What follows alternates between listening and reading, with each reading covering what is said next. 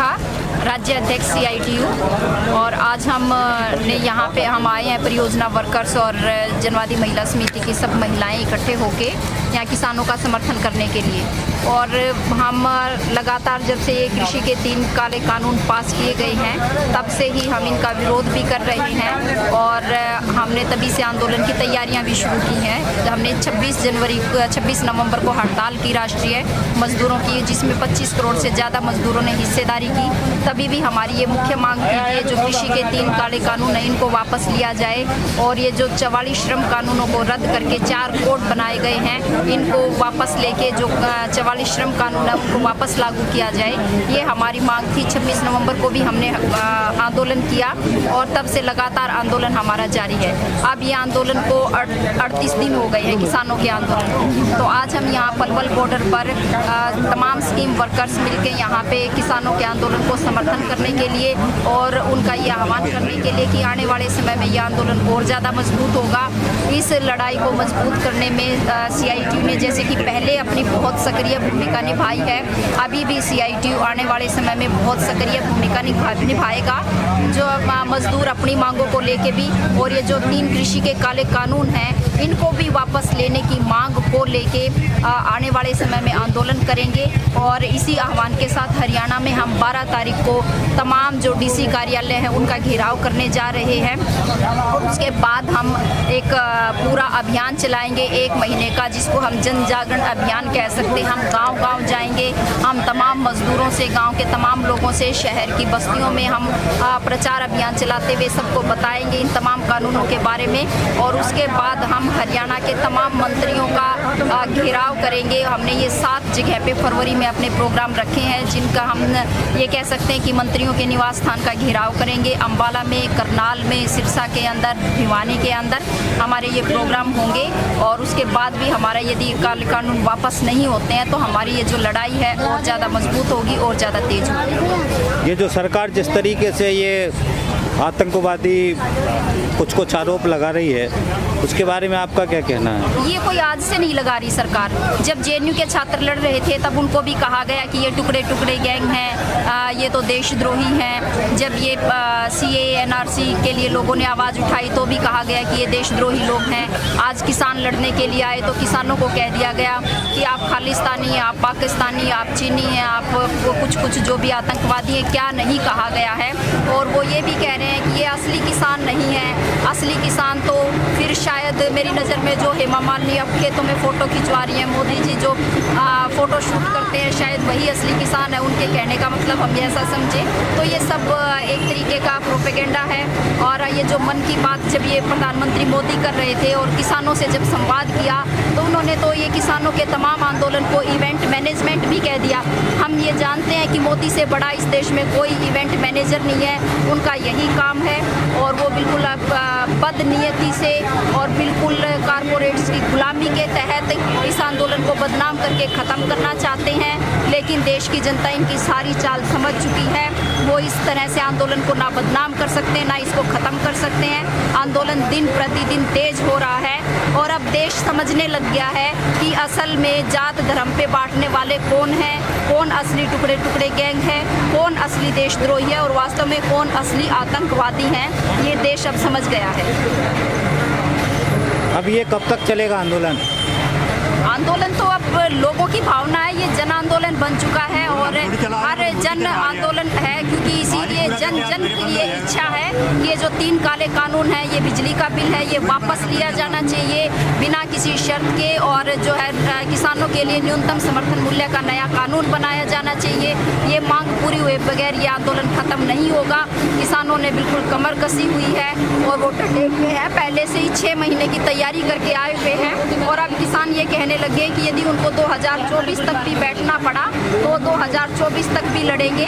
और ये आंदोलन जिस तरीके से बढ़ रहा है इस तरह से मुझे नहीं लगता 2024 तक ये सरकार रह पाएगी। उससे पहले ये सरकार या तो अपना अंत देखेगी या फिर इन कानूनों का अंत करेगी। ये 3 काले कानून संसद में पास हुए थे, उस दिन से हम इन काले कानूनों का विरोध कर रहे हैं। और ऐसा नहीं है कि मन में विरोध कर रहे हैं, सड़कों पर उतरकर सक्रिय विरोध कर रहे हैं। CITU ने 26 नवंबर को जेल भरो और राष्ट्रीय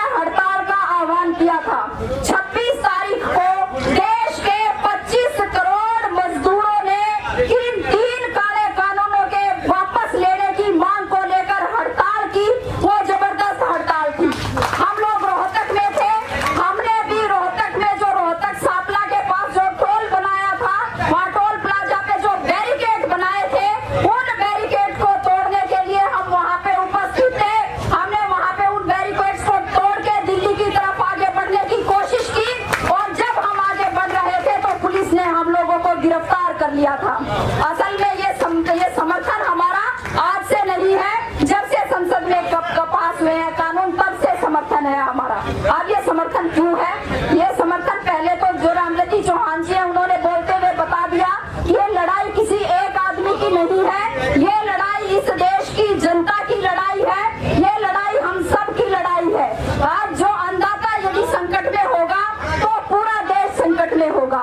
और ये जो 3 कृषि के बिल सरकार लेके आई है, इन 3 बिलों का नुकसान हर आदमी को होगा। किसानों की गर्दन तो अडानी अंबानी के हाथ में जाएगी ही जाएगी, लेकिन अडानी अंबानी जैसे जो ये पूंजीपति हैं, इनके हाथ में हमारी तमाम खाद्य सामग्री चली जाएगी। हमारे खेत से बिना किसी कीमत के फसल उठाएंगे और फिर जब वो पैक होके पैकेट में बंद होके और वापस हमारे पास पहुंचेगी तो उसकी अनाप शनाप कीमत होगी। देश का मजदूर किसान मेहनत का श्लोक वो भोजन करने की क्षमता में नहीं रहेंगे। आज हम इसलिए इस कानूनों का विरोध कर रहे हैं। दूसरा, सरकार ने केवल इतना ही नहीं किया है कि ये जो तीन कृषि बिल पास किए हैं, जिस संसद सत्र में ये 3 बिल पास किए थे उसी में 28 बिल पास किए हैं। एक से एक देश की जनता के लिए खतरनाक बिल है।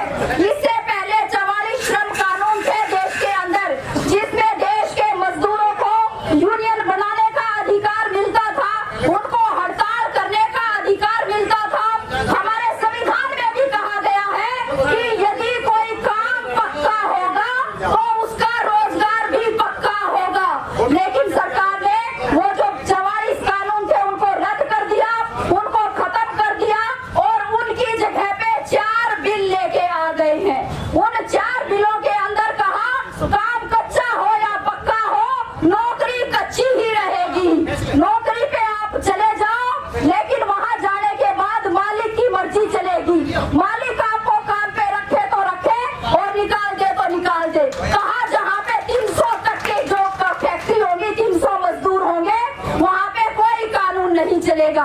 हम सब जानते हैं कि जो फैक्ट्री मालिक है वो रजिस्टर में एनरोल नहीं करते मजदूरों को, वो उससे ज्यादा करेंगे ही नहीं। असल में तमाम मजदूरों से आज के दिन अब उनके हक और अधिकार छीने गए हैं। यूनियन बनाने का अधिकार छीना गया है, हड़ताल करने का अधिकार छीना गया है, पक्के रोजगार का अधिकार छीना गया, तमाम अधिकारों पे डाका डाला गया है। उसी संसद सत्र में, जिस संसद सत्र में ये 3 कृषि के काले बिल पास किए हैं, ये जो बिजली के निजीकरण का मसौदा वो तैयार किए बैठे हैं। बिजली का निजीकरण होगा तो किसानों को पक्के तौर पे सब्सिडी नहीं मिलेगी। उनका बिजली का बिल इतना होगा कि वो ट्यूबवेल चला के अपनी सिंचाई नहीं कर सकेंगे। लेकिन दूसरी तरफ आम जनता के लिए भी कोई वो बिजली आसान नहीं रहेगी।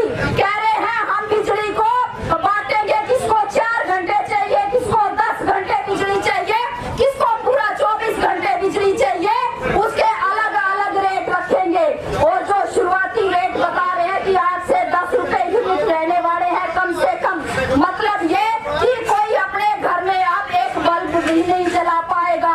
फिर ऊपर से कह रहे जैसे आप ये टीवी की छतरी लगाते हैं, उसमें पहले पैक डलाते हैं और जब वो पैक खत्म होने वाला होता है तब बताया जाता है हमें कि भाई अब जो है आपका आज रात आपका पैक खत्म हो जाएगा, इसको रिचार्ज करवा लो। ऐसे ही पहले आप पैसे डलवाओगे, फिर आप बिजली का बटन दबाओगे और वो खत्म होने से पहले बता देंगे आपको कि ये खत्म होने वाला है। ये सारे देश के लिए खतरनाक है। दूसरा, हमें बांटने की कोशिश की जा रही है। आज राजनीति कर रही है बीजेपी, वो हमारे ऊपर आरोप लगा रही है कि हम राजनीति कर रहे हैं। वो हमारे हक मांगने के, हमारे अधिकार के लिए बोलने को राजनीति बता रहे हैं, लेकिन वो खुद राजनीति कर रहे हैं। वो राजनीति कर रहे हैं, आज किसान और मजदूर के बीच में फूट डालना चाहते हैं, लेकिन उनको ये नहीं पता कि हमारे समाज की बुनकर ही ऐसी है, उसमें उनको अलग नहीं किया जा सकता। आज जो किसान अपना बाप जो खेत में